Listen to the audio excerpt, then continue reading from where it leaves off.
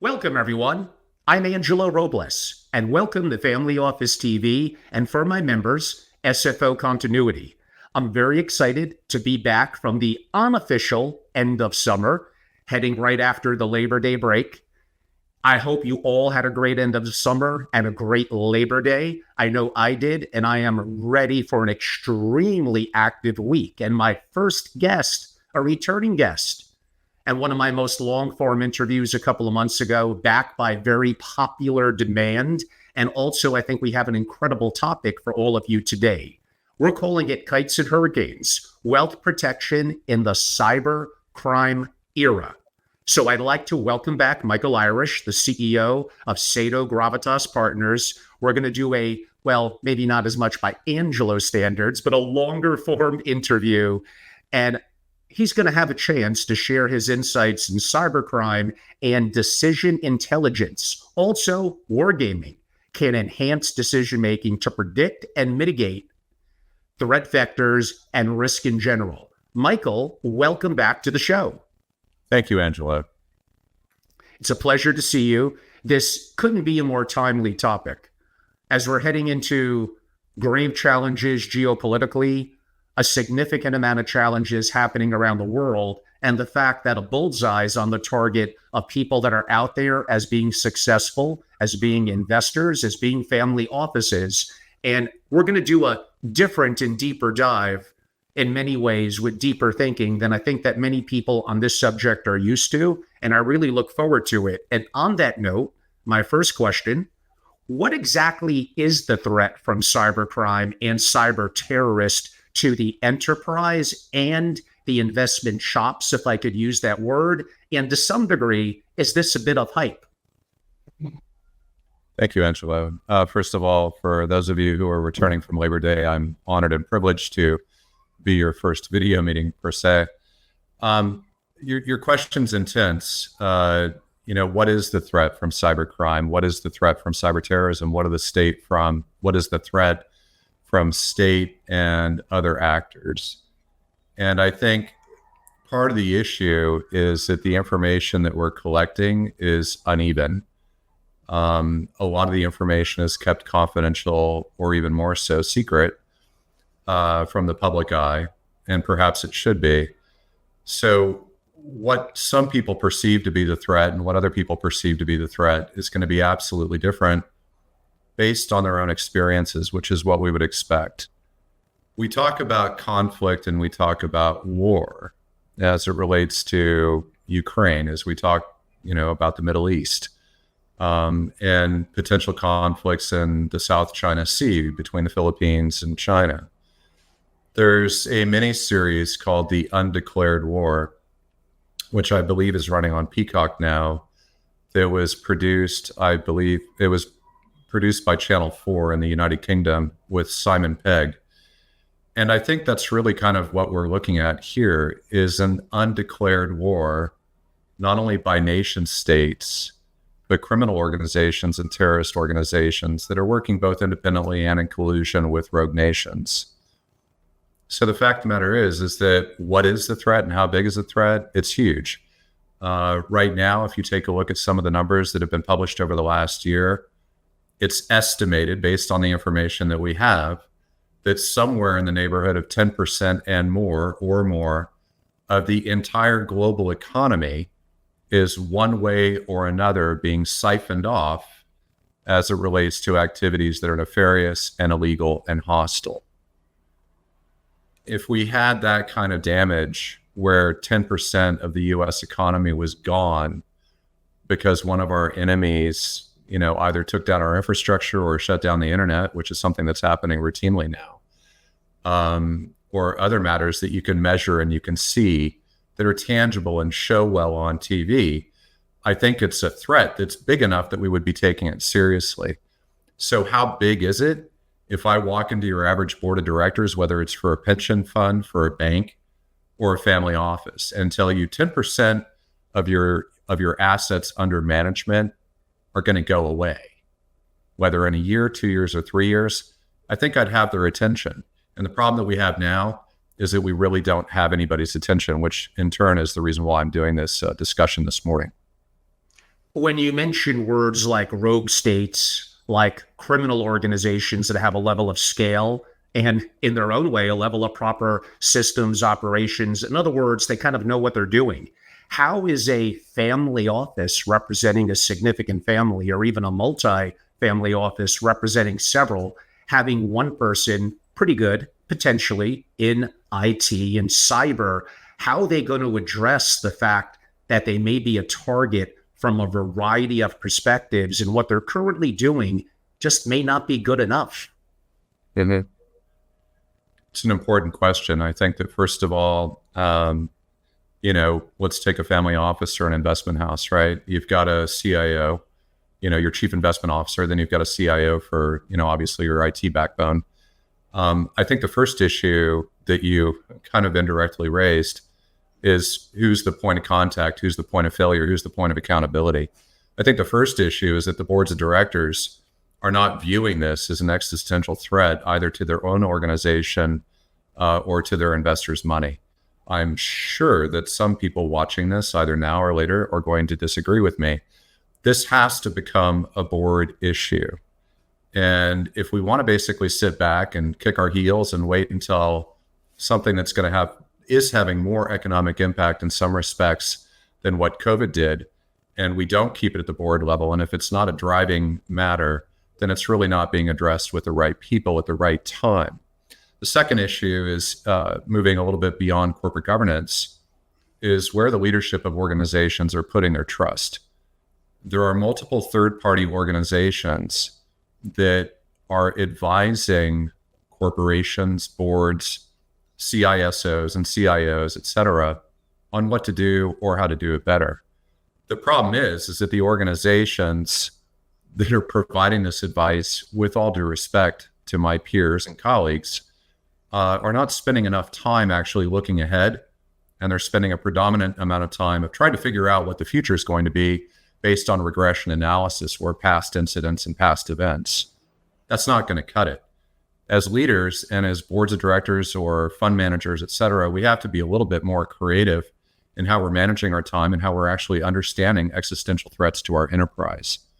So until we basically, move this up to the senior most level and hold those individuals and organizations and boards of directors accountable to the point where they may not get underwriter's insurance for cybercrime, this is not a legitimate, nor is it being taken as a serious issue. And so, when you start talking about rates of return and protecting the principal, that's all good and well. When you're talking about protecting the AUM, that's great too. But we need to start viewing this as you can not only lose the rates of return, you can also lose the principal in and of itself, and in ways that are actually highly embarrassing and have downstream implications. So it's a matter of governance, it's a matter of perspective, and really ultimately shifting the way we look at things to be a little bit more creative and a little bit more future and forward-leaning. Michael, what is decision intelligence as it applies to decision-making, risk mitigation, and I guess I would call it seizing advantage? Let me just stick with one. Decision-making is decision-making is dependent on decision intelligence, right? And decision intelligence is just like what it kind of sounds like. It is taking a large aggregation of multi-source information from both structured data, unstructured data, and then putting it all together, analyzing it, sense-making, and trying to use that to not only drive forward-looking scenarios, but also decision-making in and of itself. And I go back to the notion of perspective. If you're not looking forward, then you're not doing the right thing, first of all. So to seize advantage, you have to be able to see what's coming downstream, right? Decision intelligence is really just that. It's information that informs decision-making. And I submit to you that too much of the decision intelligence today is taking a look at very, very old indicators and very, very old case studies and not being creative enough and more forward-looking. That kind of was my next question. If decision intelligence is important to think critically and form a decision, either to mitigate risk or to take advantage of opportunity, how do I know if the intelligence I'm receiving is the right intelligence? How do I know the good from the bad, the average from the great from the terrible? I think that that's where, unless you have people who have expertise in the category actually in-house, you have to have trusted partners to do that.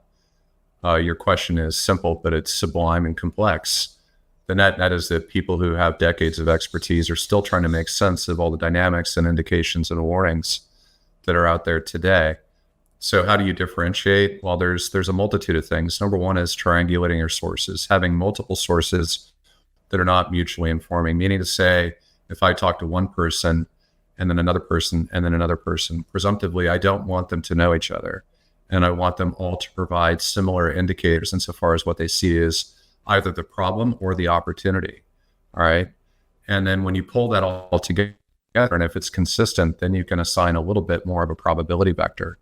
But really, ultimately, at the end of the day, you have to rely on whether it's an insider or whether it's a partner, somebody who knows what they're doing and has expertise in this, and also matching that up with, a little bit of creativity to think out of the box. The fact of the matter is that, criminals have been there forever. They're not going to go away. Rogue enemies aren't going to go away. I think the problem that we have now is that the decision-making curve and the degree to which we're actually looking forward in general, is whether it's quarterly or annually or even longer than that. The time horizons are not really long enough for people to be thinking like what's going to happen 3, 4, or 5 years out.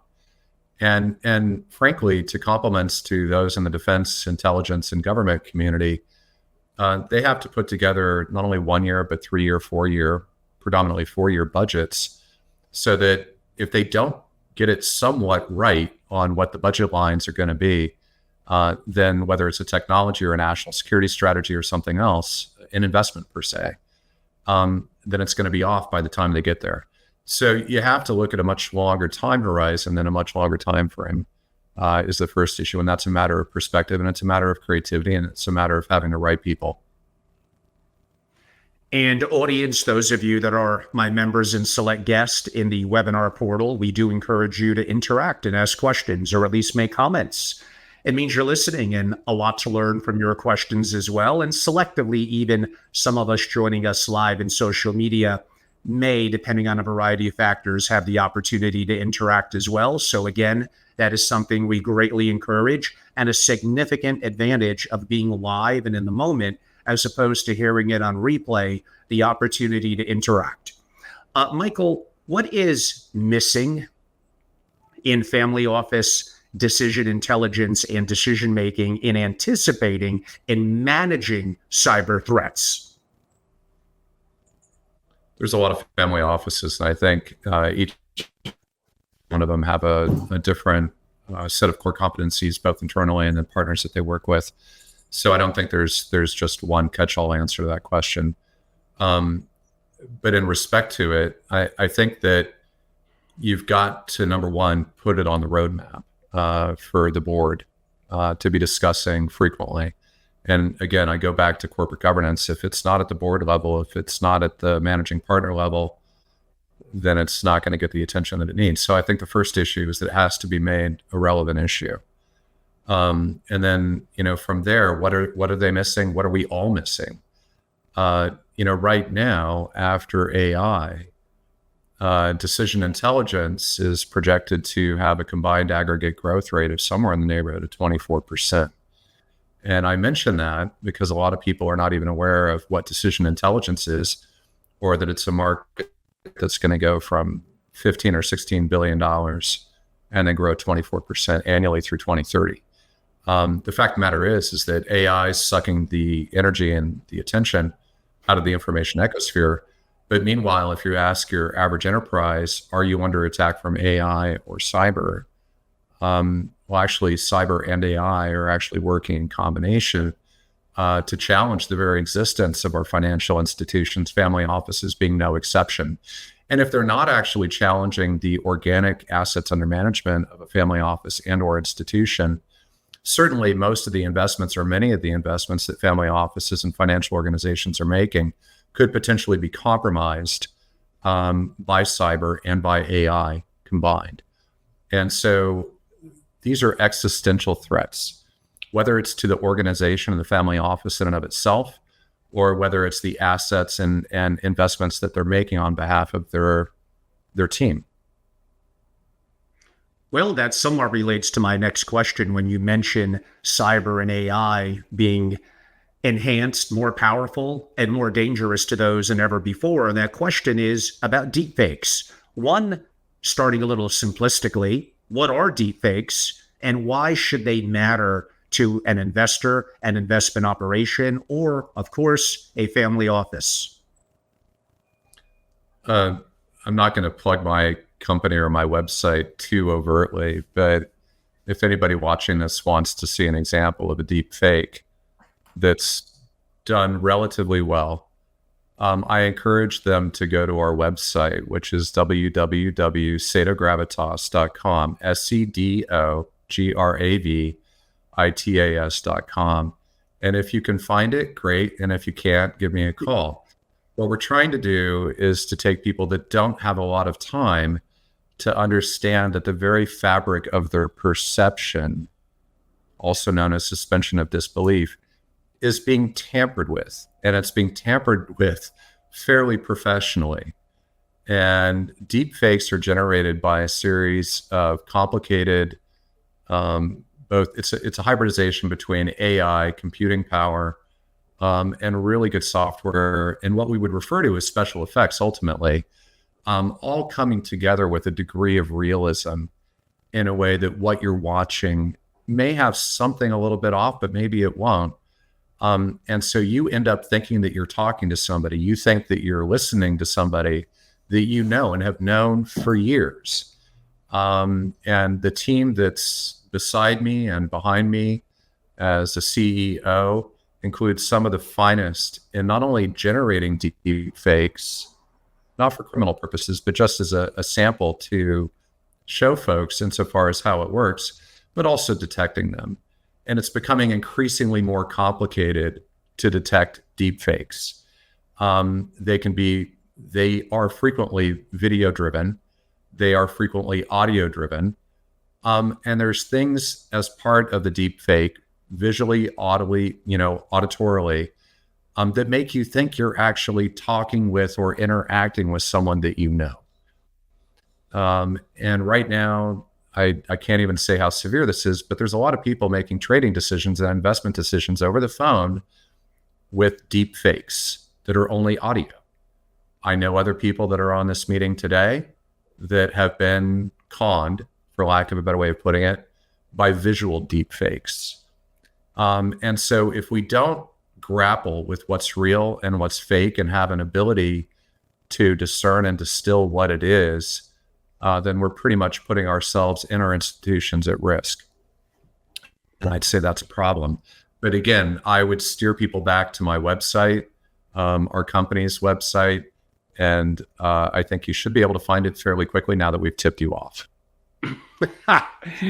How can we as agents of trust identify risk, kind of an architecture solutions, and mitigate it? Right. We're talking about something that's on the scale and the magnitude of COVID, except it's more insidious. It's more existential, and ultimately it can destroy the economy if we don't get a grasp over it. If you take a look at some of the leading corporations, Delta Airlines, a major healthcare company that's in the Fortune 100, and it goes on and on and on. These organizations are being not only interrupted, but losing market share, customer trust, and their brand ultimately. But if we want to talk about the way we can actually start to put our best foot forward, I candidly, this is not me criticizing either one of the political campaigns that we have ongoing here in the US, but I haven't heard cyber or cybercrime or cyber terrorism or the very integrity of our fundamental corporations being at risk or at stake. And quite frankly, they are. So until we actually make this a policy issue, all right, that's as important to many people as the border or healthcare or other things, then the policymakers don't have any relative compelling event to do anything differently. And so until the policymakers start to put better rules and guidelines and guardrails, I'm not saying government's either the beginning or the end of the solution. What I am saying is that they have a role to play. And the first thing is that the trade organizations and the private sector have to start to lean on government to do the right thing and to take the threats and the risk and the response much more seriously, because right now it's not happening. A lot of the leading cyber organizations that are there to help corporations and to mitigate risk are not on a hiring binge. In fact, if you look over the last few years, many of them are actually tapering off their hiring as it relates to cyber crime, cyber terrorism, et cetera. I haven't heard any policymaking decisions or discussions of any gravity coming out of Washington or the state capitals on this very issue. We hear a lot about other things, but not things that are sucking 10% of the global economy away annually and growing. What's the future state of secrecy and encryption look like, Michael? That's the hurricane. You're the kite. It's a problem. If we don't, I mean, imagine, if you will, what the reaction would be in Miami or Palm Beach, right? Or New York. If there was a hurricane, we knew about it, we didn't do anything. I think some people would be fairly irritated and annoyed. Just in the way that our entire very roots of our perception are compromised or can be compromised by deep fakes. But when you start to look at the risk from cyber, it's just not getting any attention. And if you take a look at what's going to happen with the advent and the coalescence between AI, quantum computing, and encryption, imagine a world in where data which has been stored for a long time, whether governmental or corporate, has been stored for a long time, and it is encrypted using the state-of-the-art at the time it was encrypted, all coming out in the open. With the continued acceleration and development of quantum computing and what we refer to as post-quantum encryption, whether it's voice, data, et cetera, the vulnerabilities are the same. And quantum computing, in the wrong hands, takes the inherent power of AI and the creativity and malevolence that exists in cybercrime and cyber terrorism, rogue nations, and puts it on steroids, to put it conservatively. So if we don't start to deal with what's known as quantum safe encryption and post-quantum computing, or quantum computing in general, and that it's actually working with both AI and cyber, we have a problem. And I would observe criminal organizations and rogue states understand how to use the technology and are much faster at doing so. I think all we need to do is look back at, what happened to particular industries when the internet came out. I still remember debates that we were having over digital rights management 20 and 25 years ago. I'm not necessarily sure we have any better digital rights management today. In fact, it may even be worse than it was 20 or 25 years ago. So the net, Angelo, to your question, is that the future state of encryption for not only data in transit, but data that's in storage in the next few years is going to be highly vulnerable if it has any kind of connectivity whatsoever and is not sitting in a vault 1 million feet below ground, disconnected from the rest of the world. So we have to get in front of this. And in order to basically embed the technology, such as quantum safe encryption, we have to start planning for that now. Companies like IBM and others are trying to be in front of this and trying to tell their customers what it means.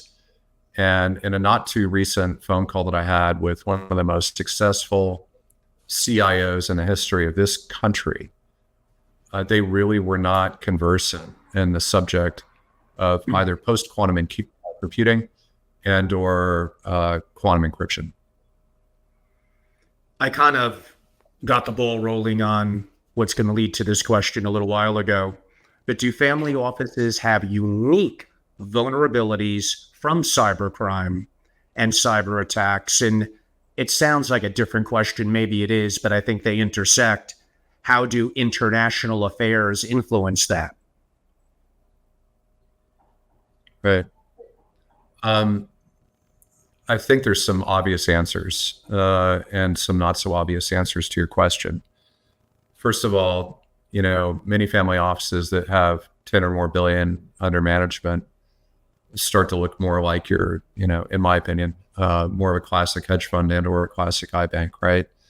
But any small organization is going to have limited headcount and limited time windows, not only for discussion and planning, but also for, investment decisions and trading and the like. And I'm not saying by any stretch of the imagination that family offices are not either creative or strategic. They are. And I have a lot of respect for them. They do a lot with very de minimis overhead, and that's something to be applauded. But I think at the same time, there are only so many people that you can actually have inherent and organic to your organization. So in this situation with something that is as bad as it is, for example, we wouldn't expect everybody to have their own preparation for a city if a hurricane was coming. I think we all need to basically tie together, and this needs to be much more profound in those annual meetings like the ones that were up in the Hamptons, which wasn't necessarily a family office convention, but where you're getting a large aggregation of either family offices or investors or VIPs in the finance world and leaders of the free world in general. This has to be much more on the agenda, and it has to be on the agenda now. I think the way that family offices can protect themselves for a low amount of capital isn't necessarily to hire firms like my own, SedoGravitas, buying where we're going to do a 3-day war game and it's going to be exhaustive. I think that there's much easier ways to enter and gain access to not only best practices, but also downstream information and indicators. But you've got to be able to work with somebody that's going to sit in your boardroom and tell you everything is not well. Now, obviously confidentially, but until we have that wake-up call and until we actually make this a priority, addressing a specific family office is going to be tough to do. I know that after what happened with the Microsoft upgrade and CrowdStrike a number of weeks ago, I talked to a number of family offices, and they were disappointed in the fact that they were not operational. They couldn't access their accounts. They couldn't make trading decisions. They couldn't liquidate positions that were pretty important to them. And in some cases, some of the commercial flights, not the obviously general aviation flights, they couldn't take them because they were canceled. And they were canceled because of a software upgrade gone wrong. So, I mean, it's not always malice. Sometimes it's just people not doing the right thing. And the entire infrastructure and the entire economy suffering because of it. So my answer is that we have to have better sharing of best practices, and we have to be looking farther downstream. And quite honestly, any organization that's managing $1 billion or more should hopefully be more clever than the criminals that are trying to take it away from them. Sometimes easier said than done, because those criminals can be very targeted. They have a certain inherent advantages, and of course, don't underestimate their capability. What's missing from cybersecurity defense in general?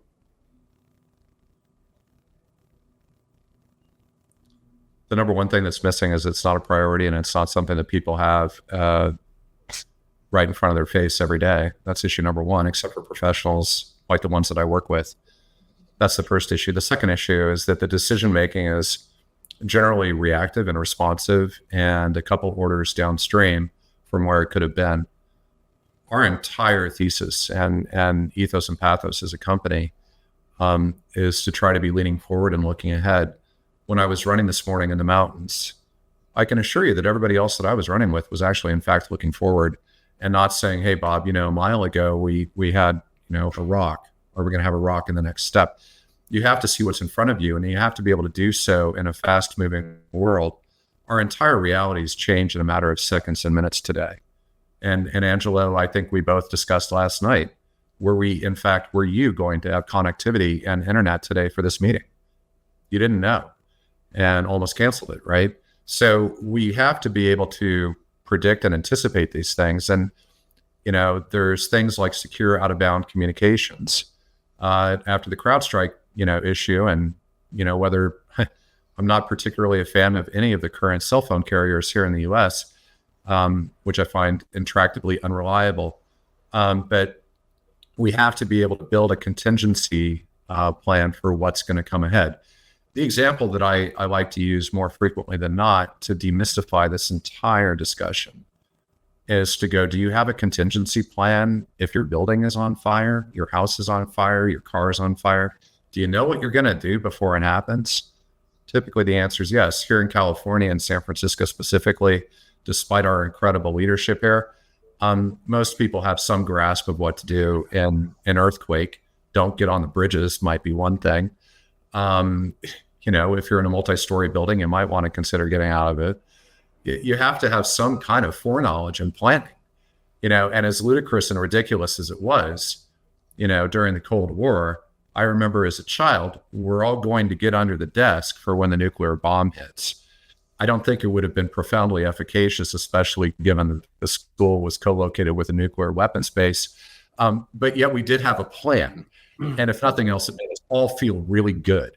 I'm not suggesting anything that we're talking about today as a feel-good gesture. What I am talking about is the very fundamentals of thinking ahead and not hour by hour, but rather try and be a little bit more creative. And even if it takes looking at what are supposedly fictitious events and fictitious films and TV series like The Undeclared War, we've got to be creative. The warning signs are out there.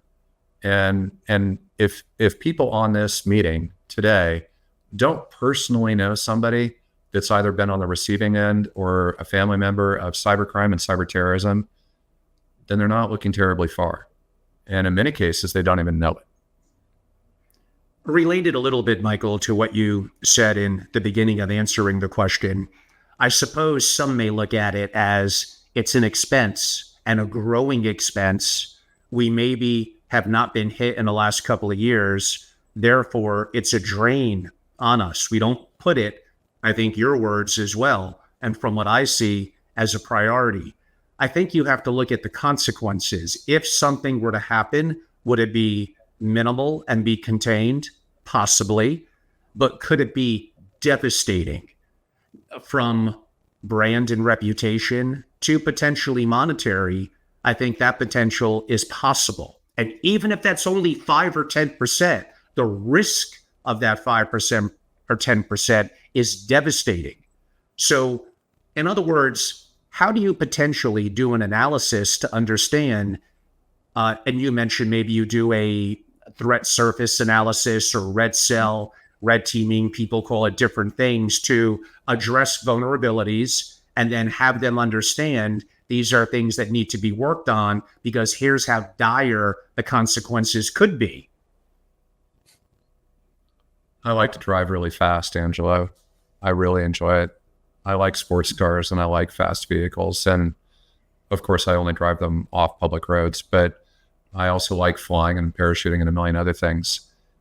If I go through the time and the expense to buy a high performance vehicle, right, which I think a lot of family offices are, or certainly consider themselves to be, maybe conservative, but yet high performance with high rates of return and competitiveness. And if they don't admit that, I'd be surprised. But it kind of like being, I was having a conversation with a friend of mine last week who's got a really, really incredible sports car. And we were discussing ethanol in high octane gasoline. Having experienced a high performance engine basically not work anymore because of ethanol, I think the question that we have to ask ourselves is, you've gone through the time and the investment of having the best people in the world in your company, in your organization. And, the notion of doing anything to sustain a high performing organization that's not high performance in itself is not in anybody's best interest. And so, is it viewed as a cost? I don't know. I mean, it's the same kind of trade-off analysis that you would do between, essential medications that are life-saving and food. They both cost money. What's the return on investment from them, respectively? And what's the downside risk if you eliminate either one? This is more complicated. But if it's viewed as IT just coming in and asking for more money, which I think in many cases it is today, as opposed to waking up and not having access to any of your accounts, your phone isn't working, your flights are being canceled. I mean, that's the way this all needs to be reframed. I had a conversation with an executive last week, and I found out that our proposal to them had been put into the same bucket as a software upgrade. And that's really not the right way to be looking at this. And so if family offices want to continue to not only get returns on their money, but more importantly, to protect the principal that's already under management, a little bit more creativity goes a long way.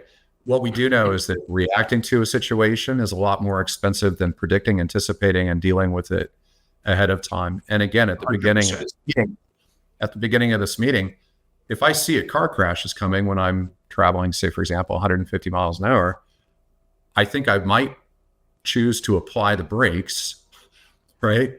And that's where we are right now. Everything is moving too fast to actually do crisis. Having done crisis management now for a long time, things are moving too quickly. By the time the crisis has occurred, it's too late. And so there's a lot of people on this meeting today. If you're not in front of the crisis, then you're behind it. And you're not only kind of behind it, you're never going to regain the ground that you lost. And so, you start looking at multiples of downside risk. And moreover, I'm going to make one observation. If a family office loses their cyber insurance, good luck, because that's going to have implications on everything else that you do. And I think that it's up to the underwriters that are actually doing cyber insurance. With all due respect, we saw this after 9/11 as it relates to chemical biological warfare. If organizations that are underwriting our economic infrastructure on the private sector side don't start to hold people's feet to the fire, then I think we're not doing all we can do. And what the underwriters do has to be tracked and mapped by the government, both at the state level and the federal level, and the international levels as well. That would be my short answer. Michael, can solutions from the defense and law enforcement community be applied in deploying to a customized fashion for family offices? It's a strong question. We talk to people in governments, and obviously the private sector, whether it's finance or healthcare, daily. The one thing when I'm asked that question, insofar as, for example, I have the government asking what best practices can be adopted from the private sector, right? And then the private sector asking the same question about what can be adopted from the government. I think the first thing, there was a meeting that took place back in the fall that had to do with cyber terrorism, or the potential of cyber terrorism or cyber interruption as it relates to some special high-profile events. And it brought the best people from government, and it brought the people from the private sector that also really knew what they were doing together in one room confidentially, not only to discuss the threat, but the possibility and probabilities of what might unpack. And then from there, how to plan to mitigate that. And I think that, we are part of government. We fund it, we finance it, and government's part of us because they regulate us and they, ask us to invest in it. I think that there has to be a better sharing of best practices between the public and the private sector, whether it's the state level, the field office level, the FBI, the Secret Service, and others, as well as at the federal level. A lot of very large, James Q. Wilson had it right. Bureaucracy is bureaucracy, and it doesn't matter if it's governmental or non-governmental. They both suffer from the same problems. And anytime you get into a very large organization, I've been shocked in working with some super large, 5 largest corporations on the face of the earth. And they really, it's one thing to talk about country to country, but even within that country or within a particular business unit, one person may not know another person. And so when you're dealing with these very large enterprises of 2, 3, 4, 500,000 people, I can't really tell the difference between talking to people in the Department of Defense in a large corporation. It's all the same information stovepiping, and a lack of cross-pollination, not only between stovepipes, but in the organization in and of itself, and not even going to the meta level, the higher level, insofar as how those corporations talk with their peer groups as it relates to trade associations, and then how those trade associations actually communicate with governmental officials, whether it's legislative or executive, and changing policy that's beneficial and a win-win to everybody. We are all in this together. If we continue to lose 10% and growing of the global economy and the national economy as well, it's going to be pretty difficult to pay down our debt. It's going to be pretty difficult to have social programs. It's going to be pretty difficult to finance defense. And it's bad enough with a large percentage of our annual budget going just to finance the service on the debt. So I submit to you that not only corporations, but governments need to start communicating. Michael, what are some of the primary threats that should concern a family office, and what would be the solutions to prioritize? I guess we always do have to prioritize for immediate implementation.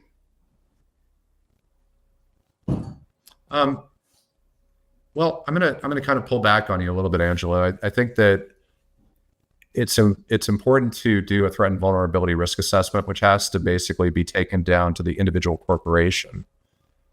And part of our threat and vulnerability risk assessment today starts out with, what's your corporate governance model? Do you even view what we're going to probably find in a threat and vulnerability risk assessment? Do you even have any tangible understanding of it beyond your CIO or your CISO?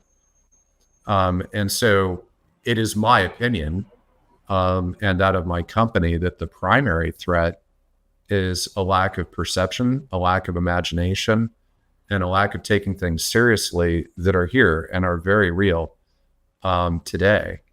So I think the first threat is an absence of looking ahead and an absence of creativity and being open to hearing things that are incredibly existential and terrifying to many, and they should be. But we've entered a realm, and I'm not sure how long it's going to last, where the lines of reality are increasingly blurred. And I think it's really super tough to start talking about what the threats are, if the decision makers who are there to interpret the threat cannot interpret between what's real and what's false. And that's where deepfakes come in. The amount of traffic and the amount of growth that we've seen in deepfakes over the last months or more has gotten transcendently worse.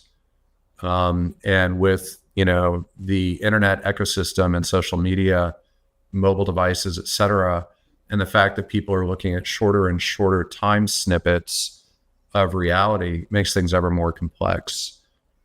So if you have the right governance model, if you have the right decision intelligence, and if you have the right decision makers at the table, that's where the threat and vulnerability risk assessment can actually take place. And from the threat and vulnerability risk assessment, that's how you basically start to see the gaps and the vulnerabilities and hopefully plan for it and make the investments necessary to defend yourself. So you don't have a catastrophic event where either your assets under management or your returns or those organizations that you're invested in get blindsided and shut down. What happened just since the beginning of 2024 that's in the public with very, very large organizations in finance and healthcare and aviation and utilities and telecom, I don't understand how we get a much more compelling event. I know that the media should really take a hard swallow at the lack of attention that they give to this matter.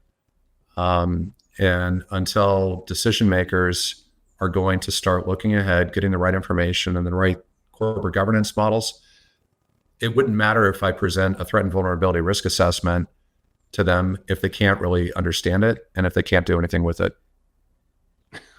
Very good point. As we're heading to a close, and before we get to what families should be doing from assessing the risk as well as potentially solutions, what would be a question that perhaps I didn't ask that you think is unasked that's very important for whoever may be listening, including family offices, on this subject to understand? What is the question that I would ask? Yes. I guess the first issue is what is your perception of your vulnerability or your exposure to cyber risk? Are you connected to the internet? Do you use a phone? Do you have confidential information in your possession that if it gets out is going to compromise your existence or your assets or your interactions with others? Do you have, I mean, just really, it's so fundamental, Angelo, it's almost impossible to pull back. The greatest compelling event, unfortunately, that we find in organizations reaching out to us, either organizations that look at, things like penetration testing, or, the more mechanical and sensor-driven information and warning systems, they come to SedoGravitas to basically talk about how to look much more forward and actually try to think about models by and where we can architect the entire framework and approach and architecture of those indications and warning networks, right? Those systems that are going to provide you a snapshot with what may be coming ahead. So, I mean, what are the threats? The biggest threat is really internal. And what do we do as a solution to that? Is to try and bring folks in independently, but trustworthy, that can kind of give you some kind of, frankly, wake-up call before it's a difficult situation for the company, for your employees, and for your customers and your investors. And Michael, talk a little bit, I'll give you the floor, relative to if I'm a family office and I'm watching or listening to you and you get my attention, kind of what would potentially be next steps? Talk a little bit about it, of the process, your systems, the assessment that you make, the opportunity to offer prospective solutions about all the grave concerns that you brought up today. Thanks, Angelo. Really, colleagues of mine like to say it all starts with a phone call. It all starts with a conversation. I think the first thing is, either engaging with me directly, which isn't terribly hard. Just don't do it on LinkedIn, please. Or one of my team. Our team is comprised of international leaders in everything as diverse as international law, cybercrime, cyber terrorism, and counterterrorism. We have sat at the table and actually dealt with state actors and non-state actors with the same bias or lack of bias thereof. Unfortunately, with the acceleration of information technology, a lot of tools that used to be in the exclusive domain of the government, or governments, plural, have bifurcated over to private sector, organizations, legitimate and illegitimate. So I think it all starts with a conversation. You cannot do a threat and vulnerability risk assessment over the phone. It's not the way it works. And the sensitivity of what we're actually talking about, whether it's analyzing organizational behavior, or decision-making or decision intelligence, these are all fairly sensitive matters. So it first, becomes a call between principals in my firm and the firm that's looking at engaging with somebody, having that conversation, finding out if there's a cultural compatibility, and if they actually even have or think they have a problem. It's really typically about 5 minutes, and we can tell them, here's the problem, and this is how we can start to deal with it. So the way that we engage begins with a conversation. Once you've actually retained us and engaged us, then we basically take a very, very hard look at, the threat, at the vulnerabilities and the risk. And then typically what we do from there is aggregate this information, pour in a good measure of creativity and, best practices from films and special effects and other things that are used to suspend disbelief. No, I really do mean this. I mean, again, I think it was in one of the prior interviews that you and I had together, I was looking at books that were 25 and 30 years old, on how to take down a nation state or how to take down a network as a reference point. This is not really, I mean, if you go to the science fiction, aisle and look at books that are 20, 30, 50 years old, this construct of what we're talking about with cybercrime and cyber terrorism, it's certainly not new. And now, the lines have blurred between things in the Matrix, and this gets to deep fakes for a moment. The film, of course, a film that was supposed to be fictitious, which was The Undeclared War with Simon Pegg, and what's happening in our daily lives. If you would tell me that hundreds or tens of millions of people are going to have their social security numbers and all of their financial records compromised in one event with a major telco, wow. Okay, what happened? Nothing. It was in the news for 24 hours and then it was kind of gone. But those people who are of all this, it tends to be a persistent problem and an ongoing long-term cost. So what do? We do a threat and vulnerability risk assessment. We take a look at the corporate governance and their entire attitude and approach to how they're viewing reality and their risk. And really, is there an inherent willingness to change organizationally and internally? From there, if they're into it, we like to spend a day or two with them in a boardroom environment, where we present them with particular challenges and scenarios that tend to be terribly realistic, and see how they manage them. And the whole purpose of, and we refer to that as wargaming, right? So the whole purpose of doing that is to get people to recognize that, yes, they are vulnerable. So you create a compelling event. And even though the events that you're discussing may not be real per se, they're real enough to give you some understanding as to how people behave. I have been in war games that were well facilitated with very, very senior people in the room, and people frequently get so frustrated they are inclined to get up and walk out of the room because the scenario that's being presented to them is so realistic and so frustrating they actually don't know what to do. We don't try to always push it to that level, but we don't try to keep it too far away from that. And I go back to something that I talk about rather frequently, is that, here in the United States, in anticipation that we were going to have a war in the Pacific and the Second World War, the Naval War College, with the participation of Admiral Chester Nimitz, did a lot of wargaming as to what they were probably going to experience in the war in the Pacific. And Nimitz would write at the end of the Second World War that it was wargaming. It was doing these alternative futures that allowed them to see creatively and out of the box enough, with enough distance to gain perspective on what could occur. And then they planned and budgeted for it.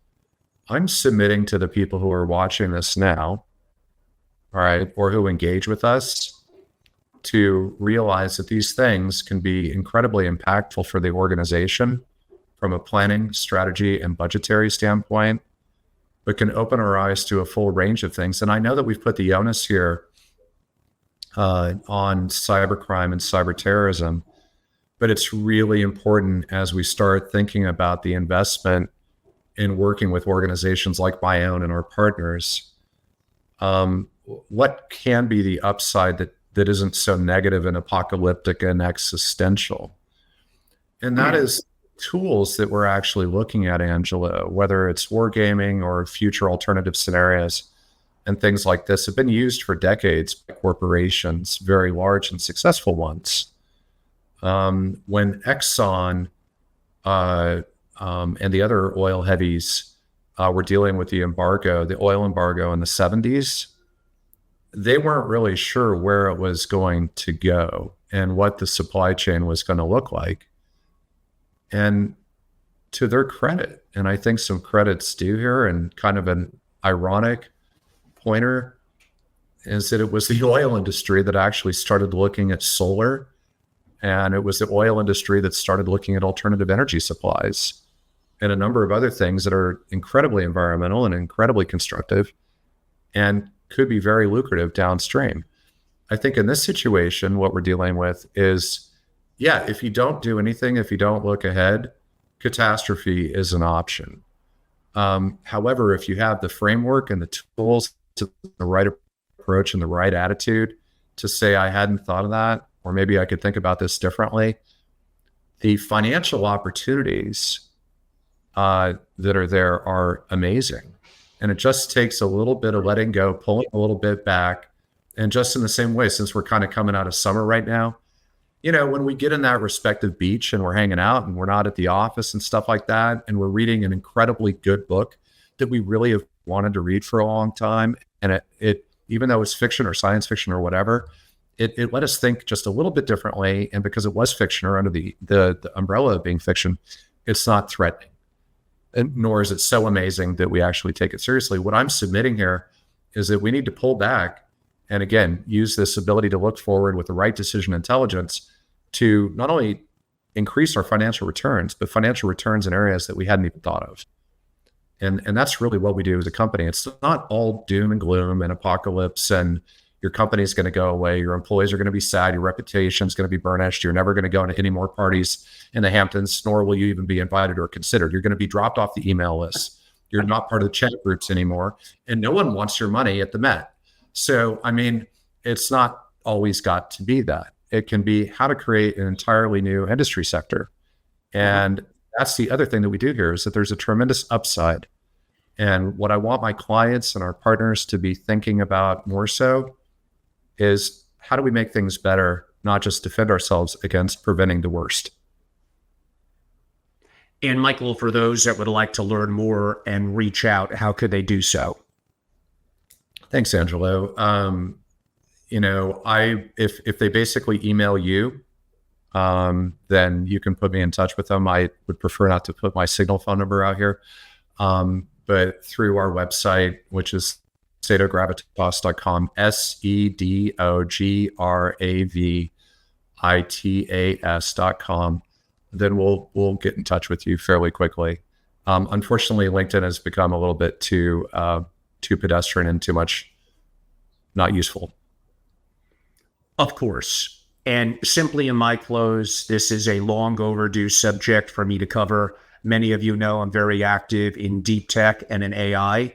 And actually this summer I did a whole bunch of write-ups, which I don't do as much anymore, on the subject, mainly leading to the advent of AGI and super intelligence, and how I think the impact will be in the family office world. Actually, this Friday live, and also a more condensed webinar podcast, I have a mutual discussion with R. Adam Smith talking about looking not that far in the future, 2030, and the impact on so many things relative to that. So these are very important subjects. To ignore them would simply be ignorant and foolish, and the opportunity of addressing them with thought leaders that I know, like Michael, and how I learn as well, I think from a family office perspective is very valuable. Everyone, I'm Angelo Robles. I'm the host of Family Office TV and on YouTube. Don't forget, I have 2 platforms, including my much larger @Family Office. I have a new Rumble account, and that's going to get some unique content, although less frequent. And on Apple and Spotify in a traditional podcasting format. Some of you reached out and said you still prefer that. You drive a lot. There's a variety of factors. So I listened, and selectively, I'm most active on YouTube, but the other platforms, go and subscribe. Angelo Robles Podcast on Apple or Spotify. You can reach out to me at angelorobles.com. Simply my name, my email, and how to communicate with me is on there. And I'm always happy, more so for my members, but to make favorable and direct introductions to guest and select experts and what I call kind of dream team folk that I know. So those of you from a live perspective, we have a very busy week. Stay tuned, including what I mentioned before on kind of the future 2030 family office that's upcoming at 11 a.m. this Friday, only a couple of days away, and lots of amazing things and great guests between that. It's always a pleasure to learn from Michael, to have him on. I greatly appreciate it. I highly encourage learning more, going to the website, interacting, or worst case, if you wanted to utilize me as an intermediary, I don't mind. That's why I'm here. And connecting the dots is among the most important things that I do. So I'm happy to help from that perspective. Thank you all. Michael, I appreciate you being a great guest. Thank you today for your time. Thank you, Angelo. I want to thank you for putting this together in very short order. And to everybody out there, I really appreciate your time. And my door is open to you. And anything that we can do to improve our stability as a country and corporations, then let's make it happen. Angelo, and to the audience, I thank you again, and have a great week. Thank you. Thank you.